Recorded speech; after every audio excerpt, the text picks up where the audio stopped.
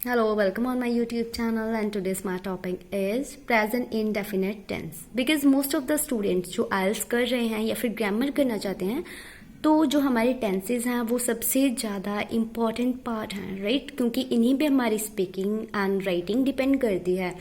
तो बहुत सारे बच्चों को स्पेशली प्रेजेंट इनडेफिनेट टेंस में बहुत ज़्यादा प्रॉब्लम आती है, तो इसके बारे में डिस्कस करते हैं डिटेल में। ओके तो आपने क्या करना है, ध्यान से समझना है एंड प्रैक्टिस करनी है, then you can easily overcome from the problem of present indefinite tense right. तो सबसे पहले है अफर्मेटिव, लाइक हमारा जो पॉजिटिव सेंटेंस है वो कैसे बनेगा। सबसे पहले सेंटेंस में सब्जेक्ट होता है राइट, वर्ब की फर्स्ट फॉर्म आएगी, it's present indefinite, then verb की फर्स्ट फॉर्म के साथ एस और ई एस। अब कंफ्यूज नहीं होना कि एस कहाँ पे लगाएं, ई एस कहाँ पे लगाएं राइट। तो क्या है, थर्ड पर्सन जो होगा सिंगुलर उसके साथ एस या फिर ई एस लगेगी, प्लूरल के साथ कुछ भी नहीं लगेगा राइट।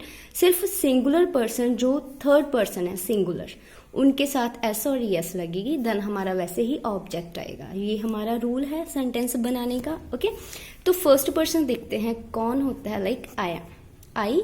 तो आई के साथ एस या फिर ई एस दोनों में से कुछ भी नहीं आएगा, तो कंफ्यूज होने की कोई ज़रूरत ही नहीं है। सेकंड पे चलते हैं, सेकंड पर्सन इज यू। ठीक है, हमने अभी रूल किया कि थर्ड पर्सन सिंगुलर के साथ ही एस और ई एस लगनी है, देन सेकंड पर्सन के साथ एस या ई एस कुछ भी नहीं लगेगा। ओके तो कोई भी सेंटेंस आ जाए जो आई से स्टार्ट होता है या यू से स्टार्ट होता है तो इसके साथ कोई भी एस ई एस नहीं लगेगी। फाइन, अगर आपको अभी भी कोई डाउट है तो सेंटेंस भी बना लेते हैं। जैसे हमने क्या करना है, सब्जेक्ट वर्ब की फर्स्ट फॉर्म यूज करनी है, एस ई एस इन दोनों के केस में कोई कंफ्यूजन नहीं होनी चाहिए, हमने नहीं यूज करना है राइट। लाइक मैं कहूंगी आई लाइक मैंगो या फिर मैंगोज ले लो राइट। तो क्या हुआ, इट्स सब्जेक्ट, इट्स वर्ब की फर्स्ट फॉर्म जिसके साथ एस ई एस कुछ भी मैंने नहीं लगाया, एंड ये हमारा ऑब्जेक्ट है।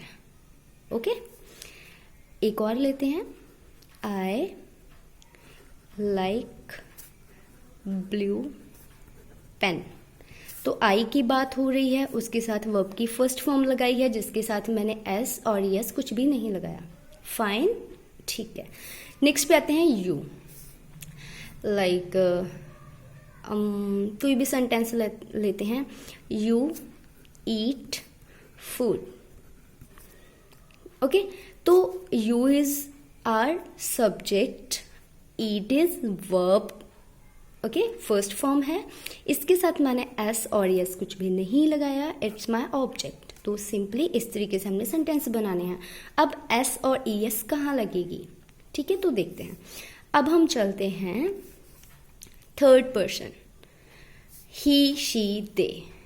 Okay he is third person, she is third person, they are also third person, but our condition is third person singular. तो दे के साथ एस ई एस कुछ भी नहीं आएगा। अब प्रॉब्लम आती है, बात आती है सिर्फ ही और शी। ओके अगर हम बात करें इट की तो वो भी सिंगुलर है, थर्ड पर्सन भी है, तो इसके साथ भी एस ई एस लगेगी। अब हम बात करते हैं एस कहाँ लगेगी, ई एस कहाँ लगेगी। तो सबसे पहले मैं ऐसे केसेस डिस्कस करूंगी जहाँ पे हमने ई एस लगानी है, और इन केसेस के बिना जहाँ भी थर्ड पर्सन और सिंगुलर आए तो आपने एस लगा देनी है। Fine, okay let's get started. Okay यहाँ पे कुछ रूल्स हैं, जैसे with the main verbs ending with O right. जहाँ पे हमारी जो मेन वर्ब होगी वो एंड होगी ओ से, जैसे कि गो, डू। ठीक है तो यहाँ पे क्या आ जाएगा, goals, do, does. Like he goes to school, he is a singular and third person right. He does his homework, वो अपना होमवर्क करता है, वो right, he is a third person and singular। तो इसलिए मैंने जहाँ पे हमारी वर्ब ओ से एंड होती है वहाँ पे मैंने ई एस लगा दी। ओके, देन सेकेंड रूल देखते हैं, when main verbs ending with S S S H, जहाँ पे वर्ब के साथ डबल एस आएगी, एस एच आएगी, वहाँ पे ई एस लगेगी। जैसे पास, डबल एस आ गई तो यहाँ पे ई एस आ जाएगी, passes, he passes exams, right. Pushes, S H आ गया तो ई एस लग गया, रश, ई एस। ओके, इस तरीके से जहाँ पर भी एस एस आ रही है, एस एच आ रही है, तो ऐसे केसेस पे हम क्या करेंगे, ई एस लगाएंगे। Fine. Next, when main verbs ending with x, Z Z और सी एच, जहाँ पे ये तीनों वर्ड मेन वर्ब के साथ लास्ट में आ रहे हैं, तो हमने एस, जेड जेड और सी एच के साथ अगर हमारा थर्ड पर्सन सिंगुलर है तो वहाँ पे ई एस लगेगी। जैसे कि fix, fixes, right, relax, relaxes, buzz, buzzes, catch, catches, E S लग जाएगी। ओके, देन नेक्स्ट की ओर चलते हैं, when main verb ending with consonant plus Y, such verbs end with Y but Y replace by the I and put E S, right. तो अब इसका क्या मतलब है, अब इस जो ये वाला रूल है इसका क्या मतलब है कि जब हमारी मेन वर्ब वो एंड होती है कॉन्सोनेंट, कॉन्सोनेंट होते हैं, जैसे ये वॉवल्स नहीं होते, नॉन वॉवल्स वर्ड्स हैं, बट उनके साथ वाई होता है, वहाँ पे वाई जो है वो रिप्लेस हो जाएगा आई से, और इसके साथ हम लगाएंगे ई एस, राइट। जैसे एग्जाम्पल लेते हैं, क्राई, तो मैं क्या करूंगी, वाई को आई से रिप्लेस करूंगी, ई एस लगा दूंगी, cries, right. He cries a lot. Marry, okay, tries, flies. तो इस तरीके से हमने क्या कर कि जहां पर भी वाई आता है कॉन्सोनेंट वर्ड्स के साथ, हमने वाई को आई में चेंज कर देना है और साथ ही आई ई एस लगा देनी है, right. Okay, next rule is when main verbs ending with vowels plus Y. अब वॉवल्स हो साथ में वाई हो तो हमने सिंपली एस लगा देना है, राइट। जैसे से, अब क्या वाई है, वाई की जगह पे हम आई और साथ में ई एस नहीं लगाएंगे बिकॉज इसके आगे वॉवल वर्ड है, तो हम क्या करेंगे, says, okay. Plays, he plays various games, he says that from tomorrow he will continue his study, right। तो इस तरीके से अब कुछ एग्जाम्पल्स करते हैं, मैंने ली हैं। जैसे राम घूमने जाता है, राम इज सिंगुलर, तो सिंगुलर के साथ हमने एस या ई एस लगानी होती है, तो हम क्या करेंगे, राम, या हमें पता है कि हमने इसमें वर्ब की फर्स्ट फॉर्म लगानी है, मैंने गो लिख दिया।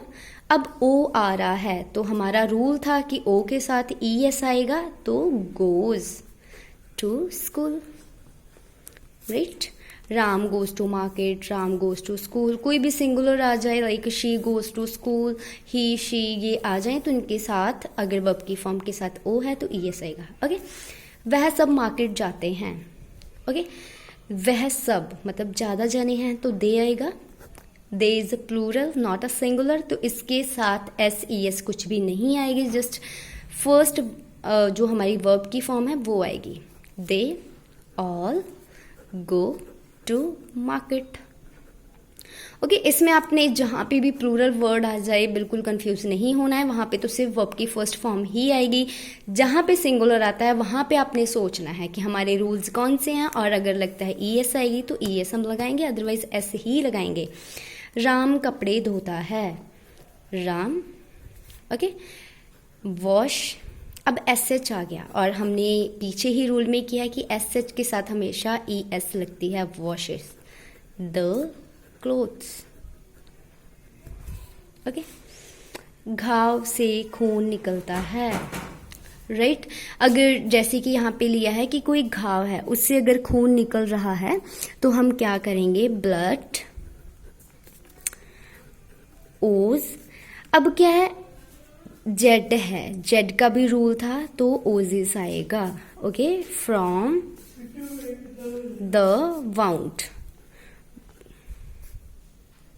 ओके, घाव से खून निकलता है। तो इस तरीके से अब हम कोई एक ऐसा सेंटेंस लेते हैं जहाँ पे सिंगुलर हो और एस आई, राइट, क्योंकि हमने ऐसा किया नहीं अभी। जैसे कि वह खाना खाता है, ही ईट। अब वर्ब की फॉर्म के साथ टी है, SHOZSS ऐसा कुछ भी नहीं है, तो सिंपल एस आएगी, he eats food. Okay, hope so आपको ये समझ आया होगा। और नेक्स्ट वीडियो में हम इसी का negative form, interrogative, negative, okay, ये सब डिटेल में करेंगे। फर्स्टली आज हमने ये सीखना था कि सिंपल और पॉजिटिव सेंटेंस कैसे बनाया जाए प्रेजेंट इंडेफिनिट टेंस में, राइट। तो काफ़ी एग्जांपल्स एंड कुछ रूल्स भी मैंने बताए हैं, तो आप उन्हें फॉलो करके इम्प्रूव कर सकते हैं अपने टेंसेस को। Okay, thank you so much.